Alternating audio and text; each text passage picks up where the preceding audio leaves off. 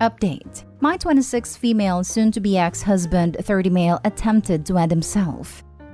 Original post. We've been married for 3 years, together for 6 years. Thankfully no kids yet. 2 weeks ago, I found out that my husband was having an affair with his co-worker for 2 or 3 months. I packed my bags and within 2 days I had moved out of his house completely. I haven't filed for divorce yet. The thing is, he never said a word to me. When I confronted him, he just sat there quietly like a statue. It was super frustrating because he wasn't giving me an explanation. Not even a simple, I did it because.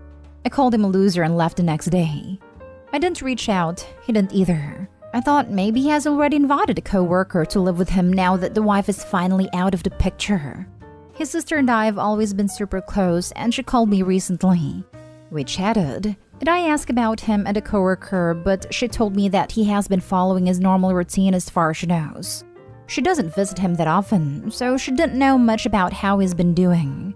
Well, I was angry and super upset. I thought that maybe still seeing the coworker, but I had no one to confirm it. 2 days ago, he emailed me. It was long and confusing. I didn't gather much because it seemed his thoughts were all over the place. And there were just so many grammar and spelling mistakes that I had to read some of the lines multiple times to understand them.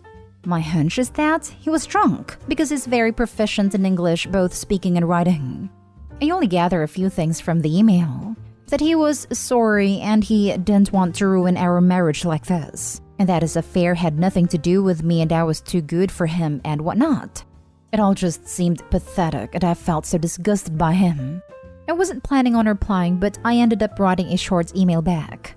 I told him when I'll be filing the petition for divorce and that he should shove his excuses up his butt. In my defense, I was pissed and emotional. He didn't reply to that. I thought that was the end of it and went to sleep. Then, his sister calls me sometime after 3 a.m. and gives me the news. This woman tells me that he tried to end himself by ingesting my mother-in-law's sleeping pills. I didn't believe it at first, but she's sobbing and screaming on the other side of the phone, so it was obviously real. To be honest, even now it feels like I'm in a dream. It just doesn't feel real. My mother-in-law was the one who found him, and he's in the hospital right now. I've been sitting in the same place for hours now.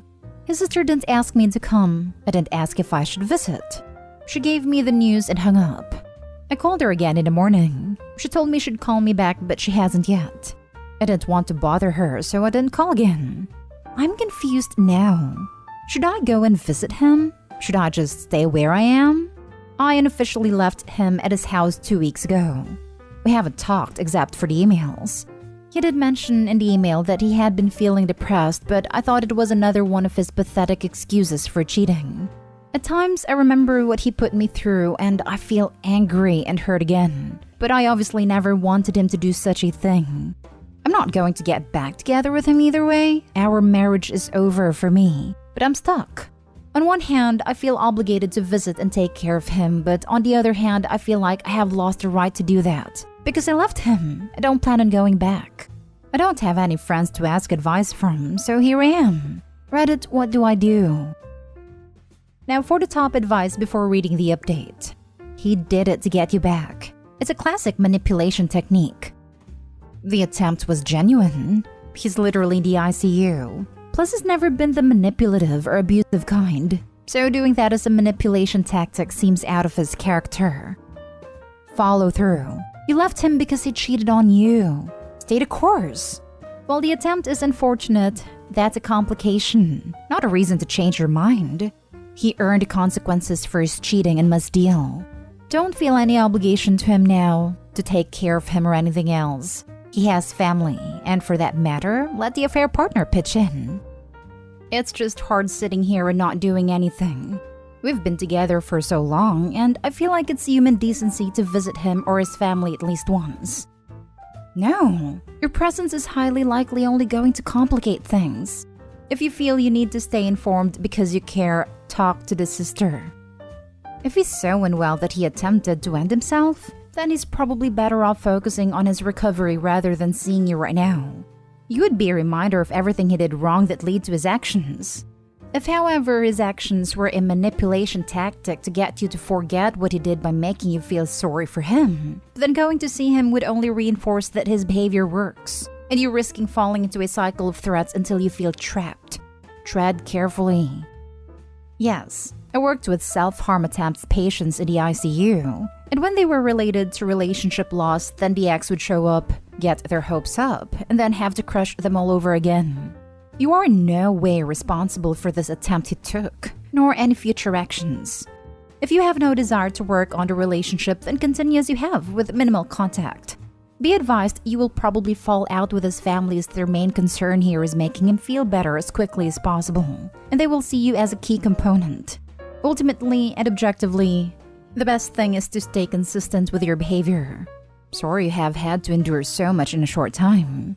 He made mistakes but was still your husband, so I'm sure you really have been hurting. Now for the update. I want to thank everyone who gave me advice on my previous post. I probably would have done something stupid had many of you not guided me.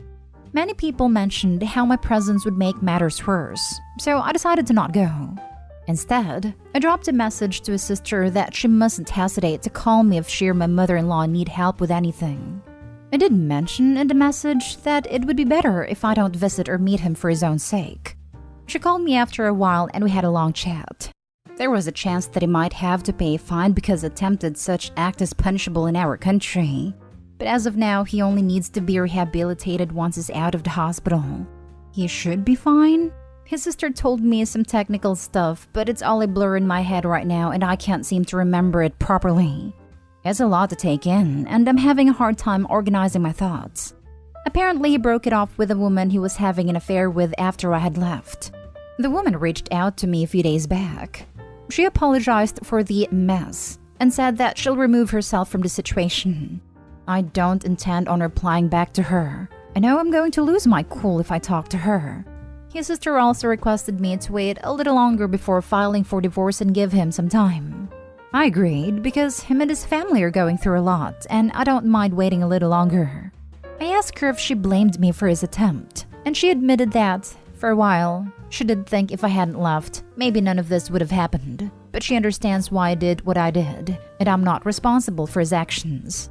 I told her I was grateful to her for being so understanding when everything was so chaotic. Other than her, a few relatives also called me up and asked me to move back into his house because men slip up sometimes and I should forgive him.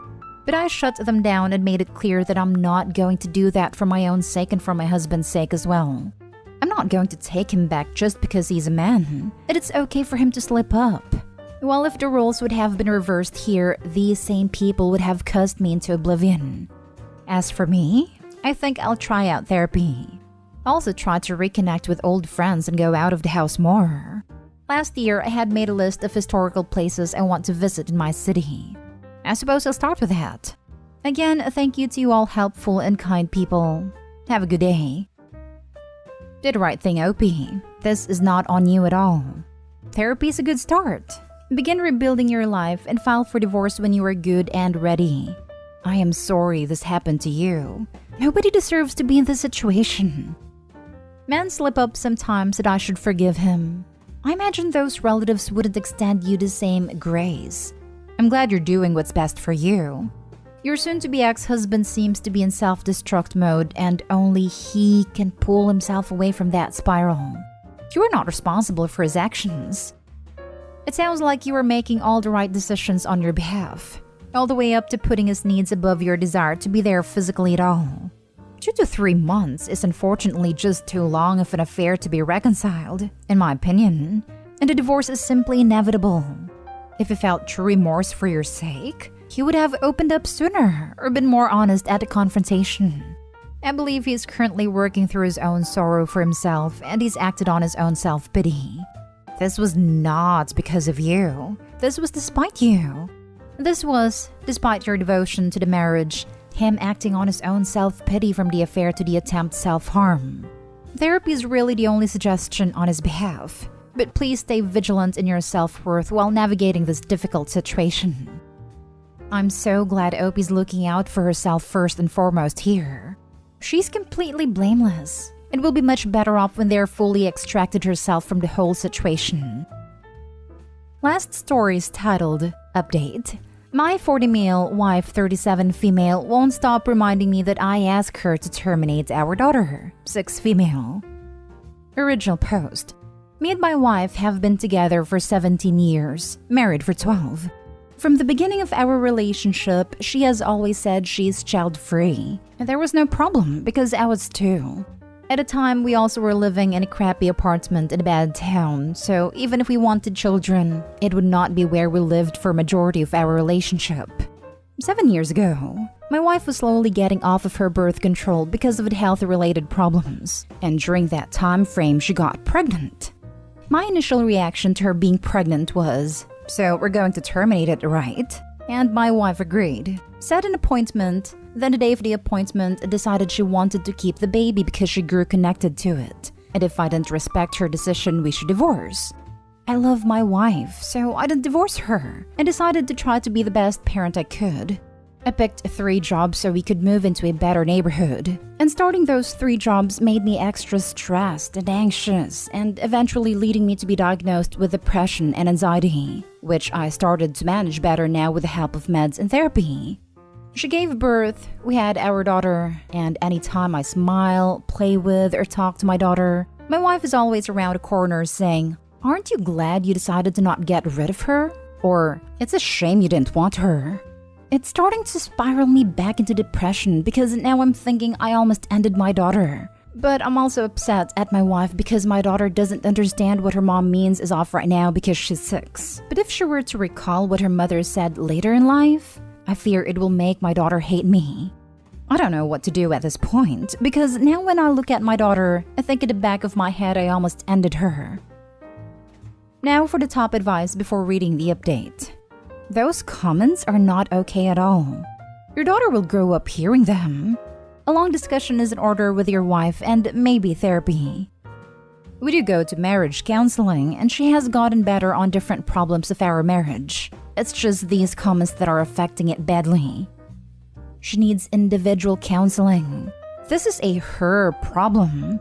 It's absolutely not normal, right, or fair for her to keep bringing this up as if it's a valid point or a gotcha moment. She also wanted a procedure. She went as far as to make an appointment before changing her mind. How has she conveniently forgotten this? You love your daughter. You worked incredibly hard to provide a safe and loving environment for her. As long as you're a good father, the past is irrelevant. You should let her know that you won't continue to tolerate her mistreatment. She either works on herself and stops being cruel and hurtful, or you'll divorce her, for the sake of your own mental health, and for the sake of your child. Only you know what she's like overall, but just from this glimpse, she sounds thoroughly unpleasant. You either need extreme counseling or a divorce. Your wife's behavior is not normal behavior at all. Bro, that is beyond messed up. It's been 7 years. You were going off a previous agreement. She made a decision, and you backed her. She is mistreating and manipulating you emotionally and damaging your relationship with your daughter. Frankly, I couldn't stay with someone who behaved in this way. And now for the update. First off, I want to thank you all for the advice, and before I give the update, I would like to answer a few questions majority had. Have we tried counseling/therapy? Yes. We are both in individual therapies and marriage counseling, as is my daughter with a child therapist. Why would you remain intimate while my wife was getting off of birth control? One of the things our counselor said to try was an active intimate life at least twice a week.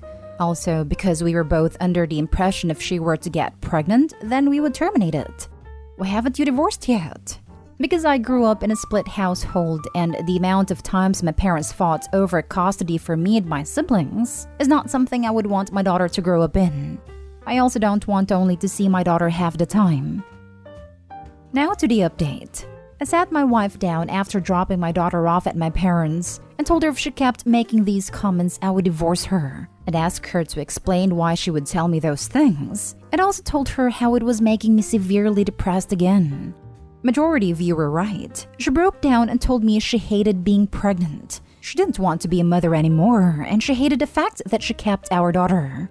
She said she can't stand to look at me while I'm happy around our daughter because she hates that I became a good parent so quickly, because we were supposed to be child-free and I'm happy as a father. I told her I gave her the option to remain child-free, and she decided against it, so that's on her. She apologized multiple times and said she would still want to try to make the marriage work. It's just her own issues that are making her be such a witch. She also said she wants to be a good mother to our daughter, and after I told her that I was afraid our daughter would hate me when she is older, she broke down even more and apologized a ton. In the end, she said she wouldn't blame me if I wanted a divorce, but she would still want to try and make us work. Not only for our daughter's sake, but for our sake as well. We are currently working with our therapist and going to start doing family therapy, with her actually trying to change. We are sleeping in separate rooms, and only focusing on our daughter's happiness at the moment. Once again, thank you all, and I will update later on if needed. I'm glad you confronted her with those comments only to find out she hated it. I'm glad you all are in therapy and working things out. My eldest is 15 years old and can still remember things we told her when she was 5. The poison your wife has introduced into her relationship with your daughter is mistreatment, plain and simple. She resents and regrets being a mother, and she is taking it out on your daughter because she resents the relationship you two have. For me personally, that would be a red line. Your daughter is already old enough to make long-term memories of this. Your wife seems to have no intention of becoming Mother of the Year, and I truly fear for your daughter growing up with someone who has spewed those words. It is trying to keep them inside. Even if your wife never says it again, she will surely be thinking it, and your daughter will pick up on it. Are you sure you want your child growing up in an environment like that, where one of the major adults in her life admits to resenting the fact that she's alive and is trying to convince her that the other parent didn't want her either? Can you imagine the long-term psychological scars that will leave your daughter with? Please ask yourself those questions. I'm sorry to be blunt, but choosing your marriage at this point is choosing to roll the dice with your daughter's mental health. There are a lot of things worse than divorce. Scars like that are one of them. She said she wants to be a good mother and wants to change through therapy. What do you suggest OP do? You can't confiscate the daughter from her. She's not a toy. And if they divorce, she'll get 50-50 time anyway. Yes, what she did was messed up and wrong, but if she's honest about wanting to change, why rake her over the coals? I'm glad OP put his foot down and forced her to confront her own issues. If she doesn't actually change, he should definitely divorce her. But she's not the only mom who has regretted having kids, that's for sure. And she can definitely change if she puts in time and effort.